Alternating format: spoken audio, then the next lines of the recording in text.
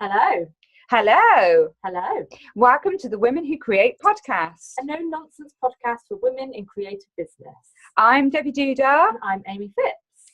And this episode we're talking to Pragya Argawal, a creative entrepreneur who has founded the Art Tiffin, a monthly creative and art subscription box that is the first vegan and non-toxic subscription box with profits that go towards mental health. Hello. Hello. Hi. Hi. As per usual, you can find all the show notes and links at womenwhocreateuk.com. And if you've enjoyed this, please leave us a review on iTunes and Stitcher because we love to read them. So, hi Pragya. Hi. Have you on? Thank Debbie. you so much. We'd love you to tell us a little bit more, introduce Art Tiffin and what you've been doing and how it's all come about. Well, so my background's in architecture. I'm an architect and designer, and I was after my PhD, I was an academic for several years in UK universities. But creativity has always been a huge part of my life, sketching and drawing and things like that. So I founded a creative studio about a year and a half ago called Hedge and Hawk Prints. And it's aimed at lino cut printmaking and handmade. So the handmade part of it, ethical, eco-friendly, is really a huge part of my ethos. So we use recycled materials and eco-friendly inks. But I had my twins last year, and Congratulations! Thank you. So since then, a lot of the lino cut inks that I was using before, I couldn't because of being around them, and they were born premature and they had lots of numerous allergies, which they still do. But I think having children also made me even more conscious of the impact that we're having on the world.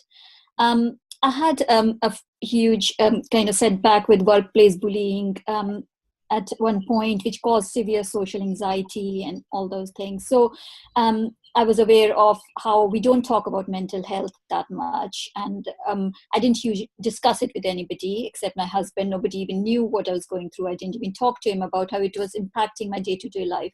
But postnatal depression as well. We don't talk much about how mental health affects women after they've given birth or after they've had children, because there's a huge change in your life circumstances. And we might be very mentally prepared, but there's a lot of hormonal changes and there's a lot of changes in life. So that affected me. And I found that art and creativity really helped me kind of find a peace and calm and just deal with some of the anxieties that I was having. So Art Tiffin is based in the ethos that you can use creativity to support mental health. That's what we try to promote, that having a creative spark or a creative inspiration and finding some time to create every day. And we believe that everybody is born creative. It's how you nurture and foster it that's more important. So it's not that if you can't do art, or if I can't draw or paint, I'm not creative enough. It's about having a creative thinking approach. And that's why also I wanted to have started looking into vegan and non-toxic art materials. So that they were safer on my children, but also the impact that we were having on the planet.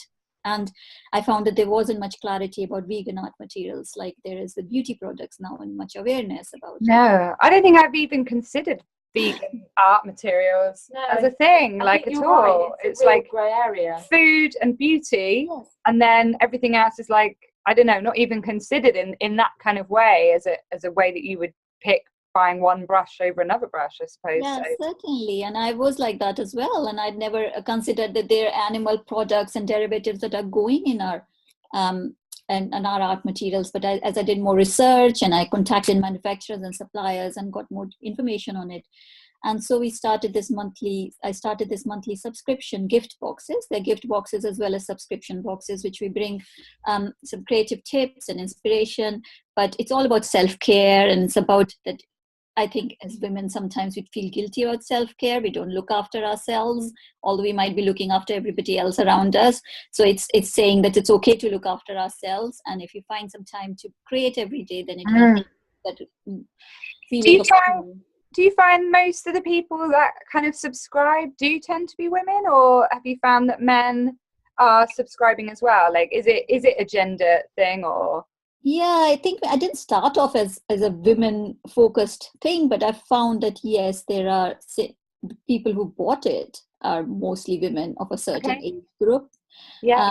we do also have children's boxes. And a lot of men have bought it as presents, I think, for children and for their partners or other people in their life. So they bought gifts. We have gift boxes. So they have bought gift boxes. So which is lovely. We obviously have been looking at the website and the names that you call the subscriptions. So Paint Your Worries. Yes, That one? Yeah. And Paint Your World Golden. That's lovely. And it seems like there's quite a nice seasonal influence there. Mm-hmm. That's something to be quite specific about when you're creating and designing, because I'd imagine that although you've done quite a lot of research into all the products being vegan, maybe that limits what you can put out there a little bit, or do you find that it's not holding you back now with the kind of parameters that you've set for the company?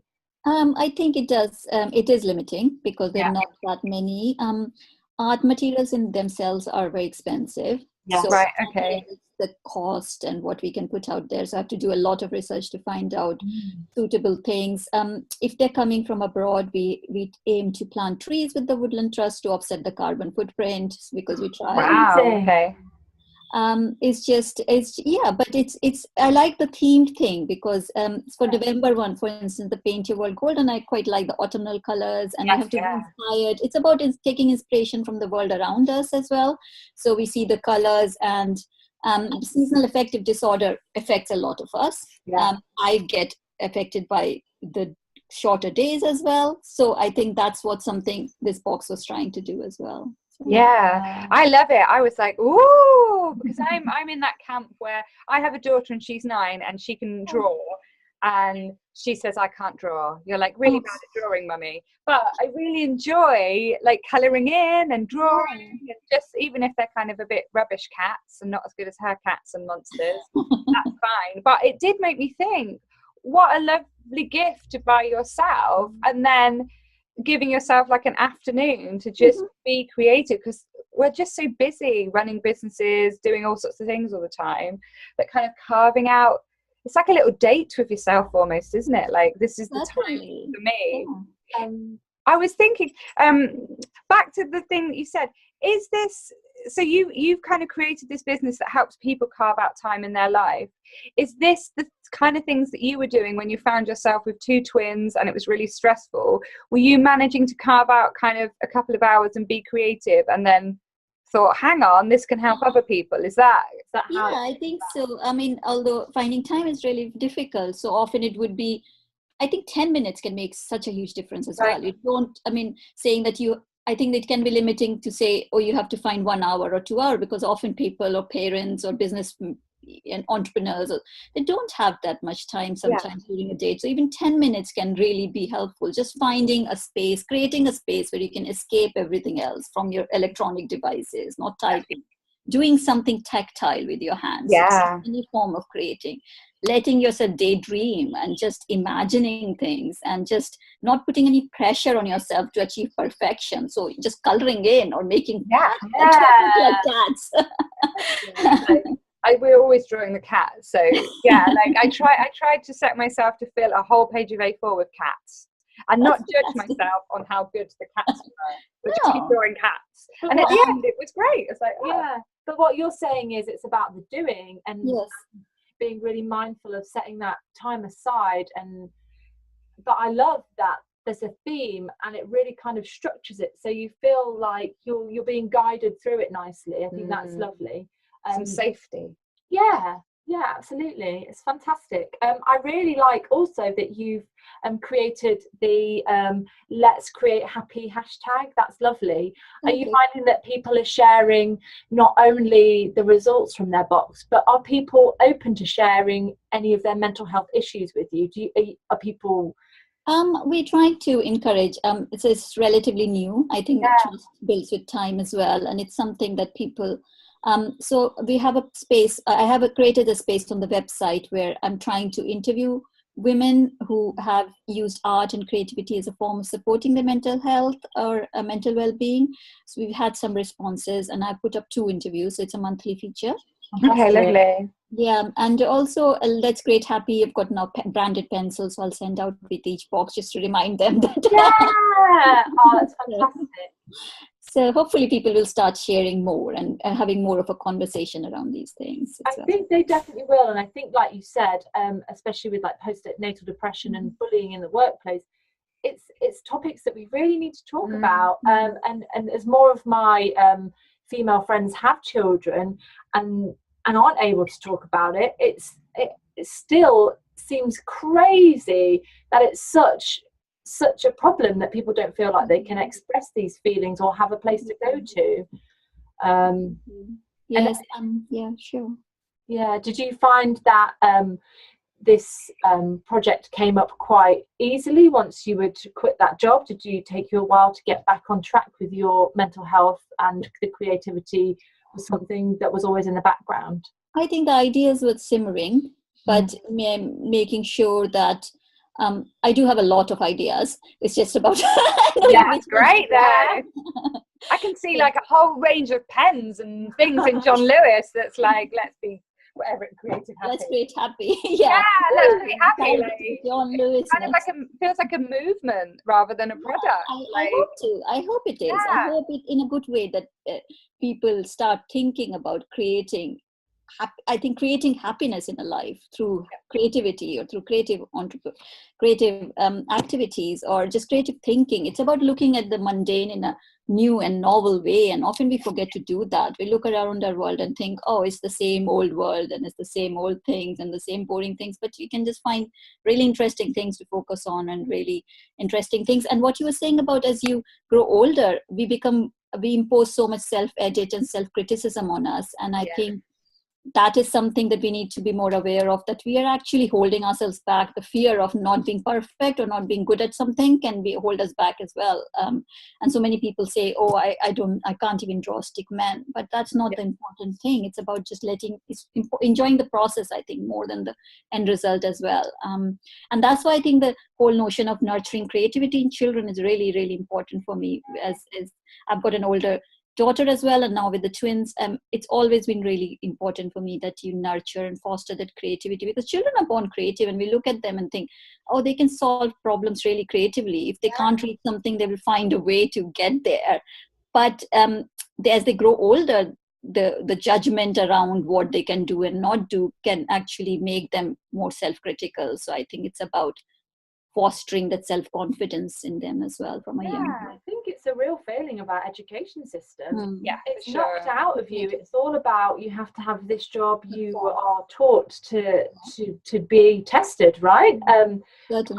I mentioned before in several, I think, things that I went to a Steiner school, which is a really creative upbringing, and it's all about learning through creativity, through play, through color at certain stages.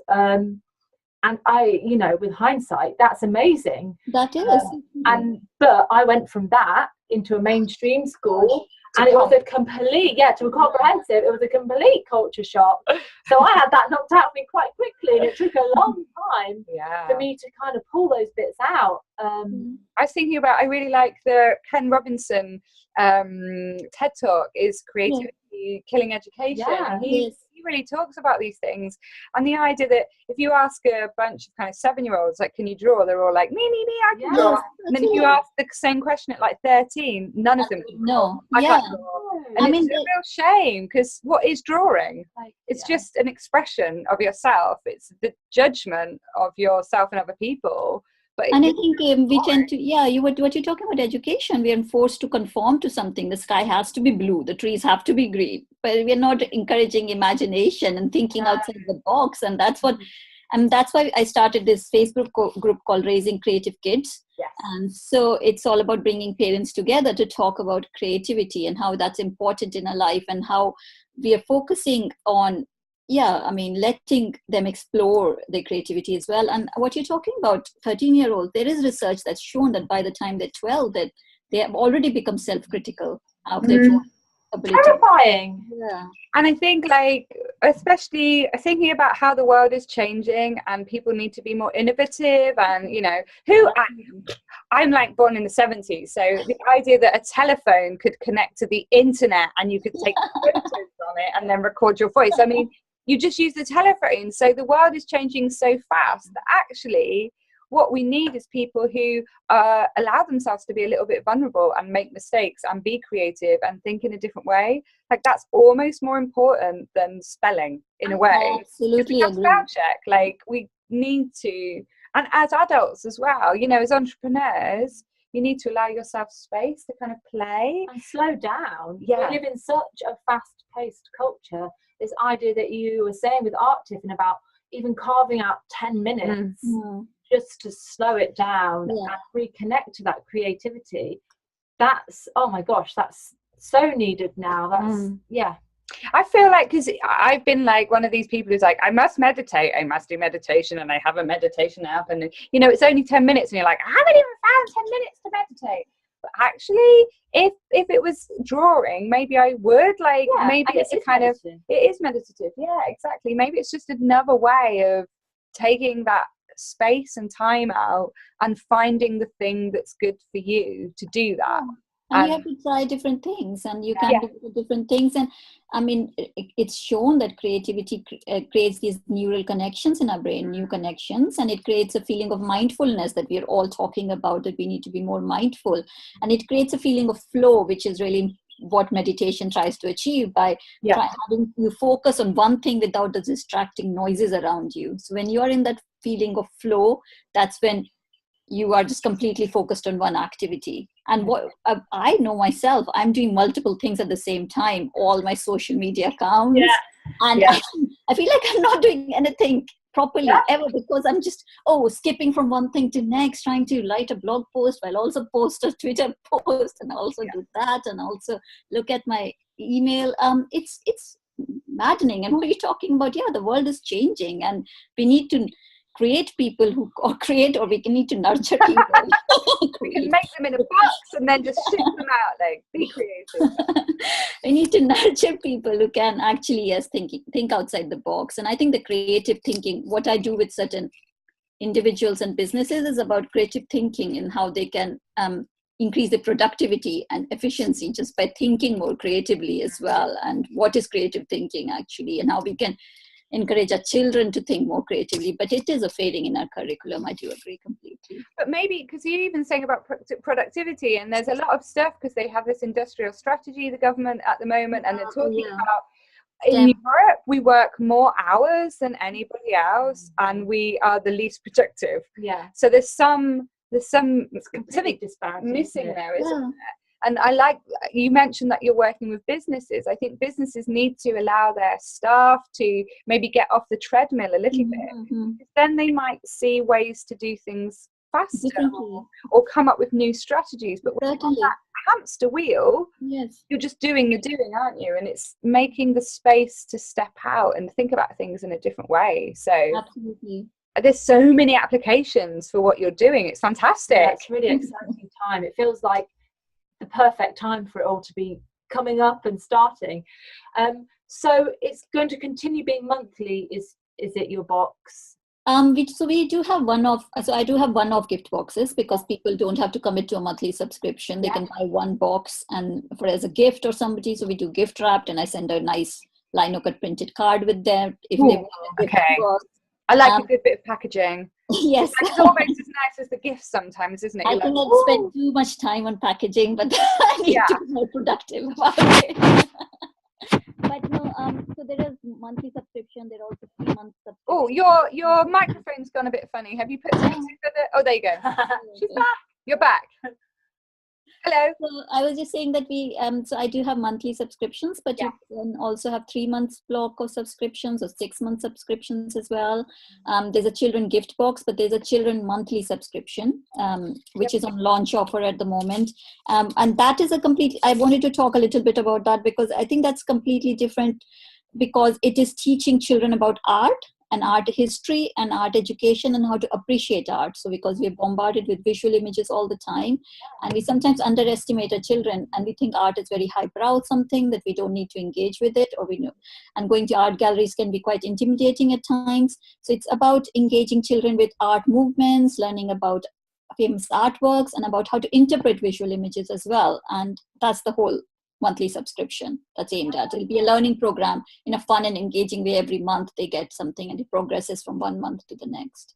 And do you focus on like a different period in art or a different So art? it's it's different artists. So for instance, for example, if we take Monet, so if I introduce Monet, then we can talk about who Monet was a little bit, and they'll get a postcard they can put up on their wall and collect these postcards as well.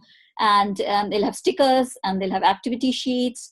They can talk about which the famous artworks he created and why he created, what technique he used. So Impressionism, what is Impressionism, when was it happening, what else was happening around it. So it's all an interdisciplinary form of thing, learning a little bit about history and about society and politics at the same time, and also doing different activities. So can you create something in Impressionist form? And we send materials and a little project for them to work, and there's some prompts for parents to try and engage with the children about the artwork as well. And that's an example of it. I love it, and it sounds like a labor of love. Like to pull all that together on a monthly basis, and that's just one of your offers. That's not the only thing you're offering. So you must be living and breathing these boxes. Are you lying in bed like coming up with great like, oh, let's write that down? Like that's a lot of stuff. I mean, your brain must be uber creative. It's busy, certainly, all the time. New things. Also on your website you talk about that you give a donation to a mental health charity. Does that change regularly, or do you have specific charities that you're really keen on working with? It will change, and I'm trying to get people more involved in nominating their own charity as well. So we put a call out to say, can you nominate charities and things that you might want us to donate to. But at the moment till Christmas, we were hoping to donate to Mind and Young Minds. So because children's mental health is really important, and often that's not something talked about how children can vocalize their in complex emotions like worries and anxieties. So we have a box for children, a calming box as well, which you can give to children if they are like anxious or things, and they have little things like worry dolls and things they can use to calm themselves down. But for the children's monthly thing, when I was in India next, I made contact with this orphanage, and they in the foothills of Himalayas where I was born actually, and they ask people to send care packages because they don't get many books to read, and so they have specific requirements, and so I'm hoping that I'll be able to send these care packages to them from every box or monthly subscription that we sold. So we're trying to, it's a social enterprise. We put all the profits back into developing either new products or giving to charity in some way, or supporting some mental health initiatives. So like, for instance, I volunteer at Christmas on a soup kitchen. So I'm trying to organize like a little creative workshop with the homeless shelter there around Christmas for them as well. That is great. Like, yeah, I used to run the network for kind of social enterprises in Nottingham, and I love hearing all the ways that people can create businesses that also put back into society, and how kind of sometimes the why you're doing things drives, gives you the motivation. You know, if you wake up and you're like, I'm quite tired of all these boxes, or I don't know, like it's not working out, then you remember kind of the impacts that you have, and that gives you the impetus. You know, when you've lost your mojo, or running a business is hard. Like, it is hard. And you're doing it, and you've got to make money, and maybe money's not always the biggest factor, but you know, money is important if you have to pay bills, and for sure. But just having something else, like knowing that you're really positively impacting other people is a fantastic way to do business. I love that. It's great. And as a buyer, it makes me want to support you. Like, I'm like, I want to buy a box now because it's going to a good thing. And Robin can draw stuff. And I'm gonna be checking out more. Do you want to, while we're kind of talking about that, do you want to just say what the website is, like, so people could go and so the website is thearttiffin.co.uk, and it all came about from the whole notion of tiffin, which is kind of a midway snack, or like a box of treats that we used to take to school when I was in India growing up. And they have those boxes on top of boxes. They are even little rectangular ones with stainless steel, and we used to have those things for a midday. And it's just about nourishing your mind and nourishing your heart through Art Tiffin. That's the whole where the name came from. The Facebook group is Raising Creative Kids, if you're interested, if any parents or creatives are interested in it. And also the Facebook is the Art Tiffin as well, so you can find us there. And we'll definitely put all the links at the bottom.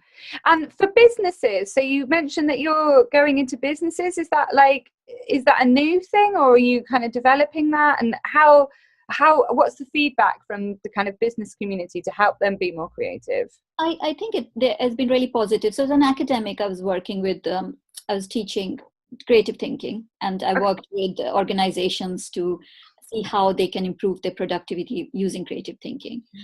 And I've done these informally in local organizations and local businesses and worked with them, have one-to-one session and small workshops.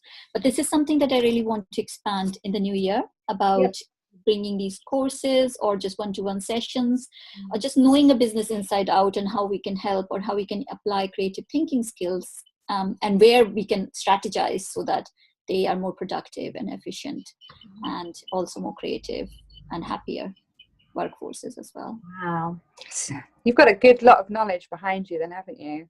Being Hopefully. Almost a professor of creativity, like title. I'm so excited. It's really, really fantastic. We'll pop all of them in the links, and we're kind of nearly at the end, if that's okay with you. I guess we could finish with some top tips for using creativity to boost your mental health. If you have a couple of things that you'd like to leave our listeners with that they can do on a daily basis, other than obviously be part of the Art Tiffin world. Yeah, fabulous. Hint. But no, I think, as I said before, I think it's really important to create some time and space, even just a corner, just a time for yourself. Don't focus on the end result. Don't hold yourself back. Just doodle even, or just scribble. It doesn't matter. You can think about creative things from mundane things like see an apple, and if you can draw it in different ways, or see the things on your desk and how you can make something fun out of it. That's actually firing up the imagination in your brain, and because it needs time a little bit to warm up sometimes.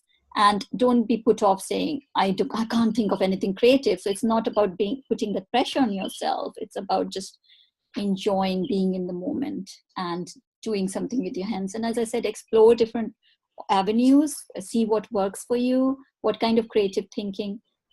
You might like coding. That's also very creative. You might like photography. That's very creative. So go out and engage with the world, go for a walk, engage with nature.